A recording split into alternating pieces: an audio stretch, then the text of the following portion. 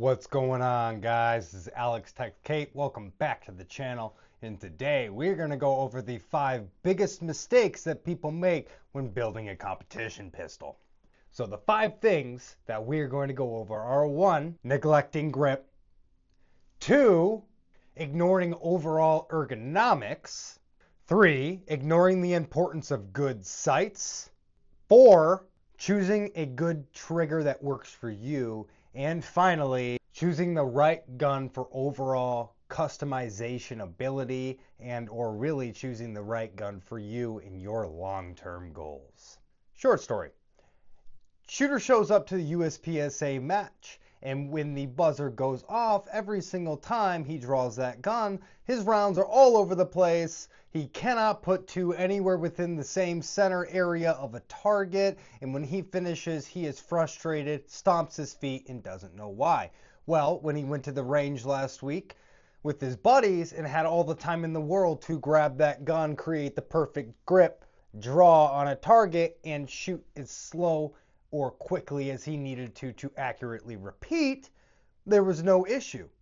But that was after him getting that perfect grip and adjusting his hands. So why am I telling you this?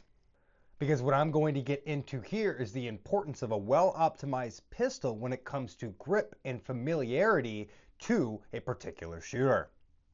So, mistake 1, neglecting grip. It's easy to show up to the gun shop with your buddies who you respect and value their knowledge to go choose your first competition gun. The only problem is they aren't competition shooters. So what they're bringing you to is the coolest, newest, greatest thing that they've seen on social media, in the magazines, or on YouTube, right?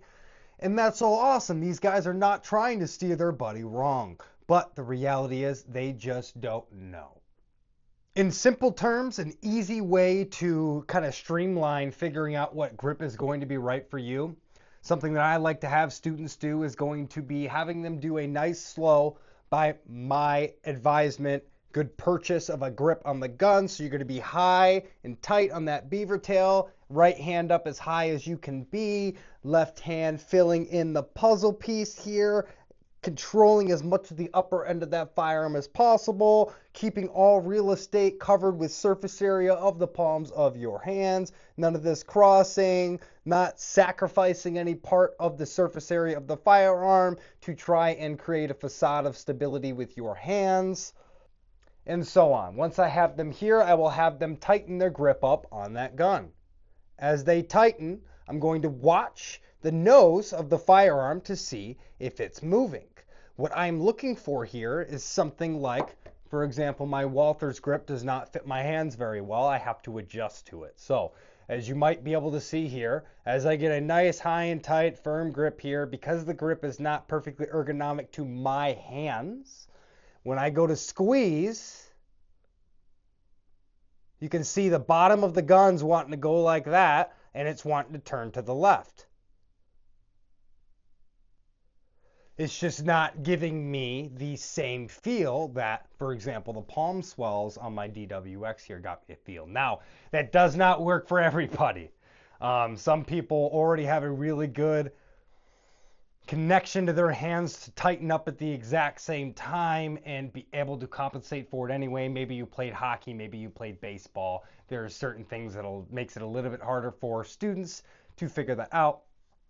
Main point being is there where the actual ergonomic makeup of the firearm fits your hands as you change tension, because in competitive shooting you're going to be moving a lot, taking your hand on and off the gun, doing reloads, doing strong hand, weak hand. There's a lot of manipulation of the fundamentals.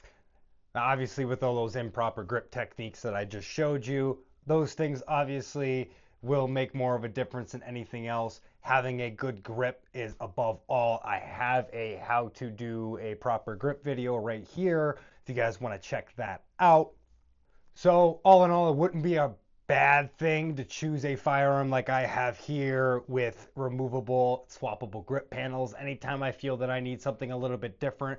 Luckily, my sponsors over at lokgrips send me whatever different type of grip texture I'm thinking of, and I get to play around a lot more with that modularity of grip structure. So Whether it's me running flat grips, larger palm swells, smaller palm swells, I particularly chose my firearms so that I have that modularity of grip changing to find what worked best for me.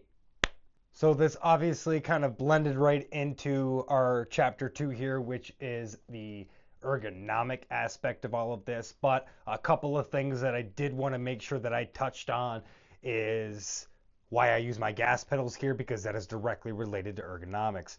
Whenever I am teaching somebody how to grip a pistol, I do not teach with my competition guns, but I will always bring this one with me or one similar, because obviously these ledges here that you see with the gas pedal and the oversized safety shows where your hands are meant to go. So it allows me to kind of create that connection for a student, but overall trying to show them what your actual grip structure and what the ergonomics on the firearm that are built in are meant to be doing for you.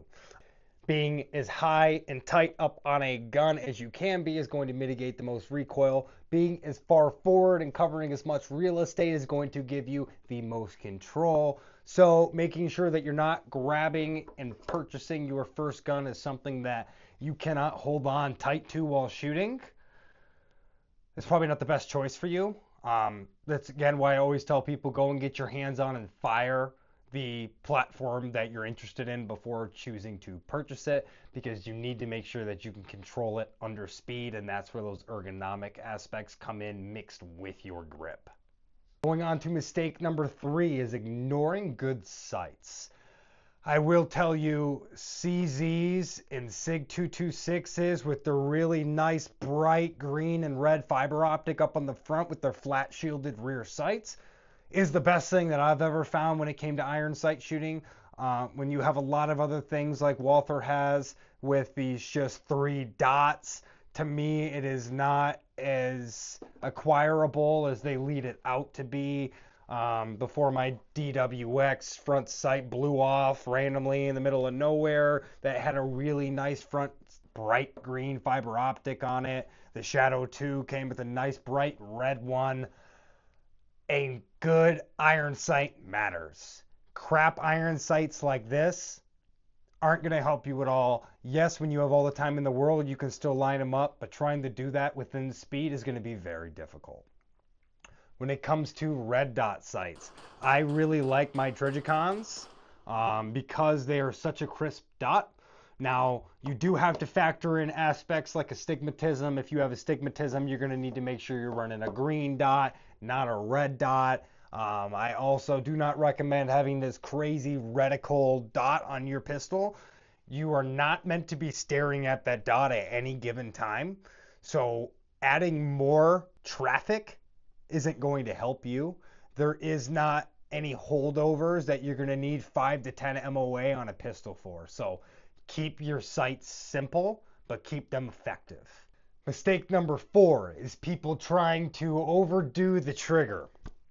I will tell you, any given one of my competition guns that I've ever got, I pulled out of the box and ran with the stock trigger for thousands on thousands of rounds before even considering upgrading the trigger.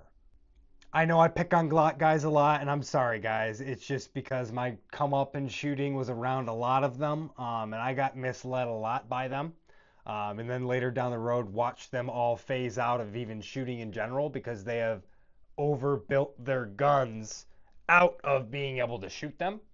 None of them would ever run reliably enough for long enough for them to even finish a match, for them to ever have fun, so they never came back type deal. A good trigger has a lot to do with these 2 simple facts. 1, can you pull the trigger without disrupting your sights? Which also can have a lot to do with just your overall ability to hinge your trigger finger as well. It's not always trigger related, but if you have this down, let's say you have this down, the ability to pull the trigger without disrupting your sights and the ability to reset the trigger without disrupting sight. So even my PDP here has a great trigger. It doesn't disrupt at all. The reset, just the same. Versus something like my duty pistols, like my FNs. When my FNs reset their trigger, that thing goes boing. That would be a bad reset. That's not what you want at all. But one huge mistake that people make is going and right out of the box changing the trigger on their gun. Learn your gun first before going and swapping a bunch of parts to it. In general, that's a big mistake that a lot of people make. They try to over customize a gun before they've even figured out if they like it or not. Super racing your gun out before even being able to race with its stock, I promise you, is not going to be the solution that you expected. I promise you. But all in all, we all know that you have companies like Cajun Gun Works for your hinge triggers on your CZs, Gray Guns when it comes to SIGs. You've got your Atlas Gun Works ignition systems when it comes to 2011s, 1911s, and so on. And then Walther makes their own line of performance triggers as well. And you can even go as far into the Apex triggers for an M&P or a Glock. But again, once you start playing that game of trigger swap, understand that it's going to come with tuning and it's going to come with the high possibility of problems while figuring out how to tune it. But lastly, mistake number 5, which goes back to a little bit of that going into the gun shop with your Glock buddies and them leading you to just what's cool, what they saw on Guns and Ammo, what they saw some guy post at SHOT Show this year, right? That is not the direction you're looking unless you were just trying to buy a pistol plinker for the range and something to show to your buddies when they come over to your house. If you're looking at something to put in work with, 9 out of 10 times the gun they're leading you to is not going to be it. Do not choose what's cool over what's modular. So everything I have here are very modular platforms, and even the DWX with it sharing parts with the 1911, P10, CZ75, and then its own proprietary line as well. I wouldn't even consider that in that realm. Yes, it's modular. I can use a lot of different parts inside this gun, but at the same time, I've done videos out here showing why it doesn't exactly fall into those lines. With the Shadow 2, there's such an endless amount of things that you can do to it. With the SIG 320, there's so much you can do to it. The Walther, there's not as much, but they have a stupid amount of options out there. Removable grip panels, you can get mag wells, you can do different slides on them, you can change the triggers. There is a lot, same with the 320s. But my point here being, there is still the really cool that fits within the needs and realms of competition shooting. Just don't make the mistake I made. My first guns were all FDE tactical editions, FNX 45 tactical, FN 509C tactical, Beretta M9A3. I was buying all the cool tactical guns. And I'll tell you what, not a single one of those guns do I use today at all. I actually gave the Beretta away to my brother as a wedding gift. Now, I do miss that gun a lot. But my point is, I did not need it. I did not see the need for it, even though that was the one I could have built up more with availability to Berettas, because there's a lot out there. So I'm kicking myself for that one because I still have the FNs. But my FNs, I can't do jack with. There is no use for them in competitive shooting whatsoever. And at this point, they sit around, collect dust, and I don't want them anymore. I'd rather have something that cool to me means modularity, ability to cross-pollinate to different disciplines and leagues. My PDP, I can shoot in USPSA, IDPA, Steel Challenge. I can shoot it in a lot of different things. My CZs, I can shoot in multiple leagues as well. With DWX, just changing the grips around, I can use it in IDPA.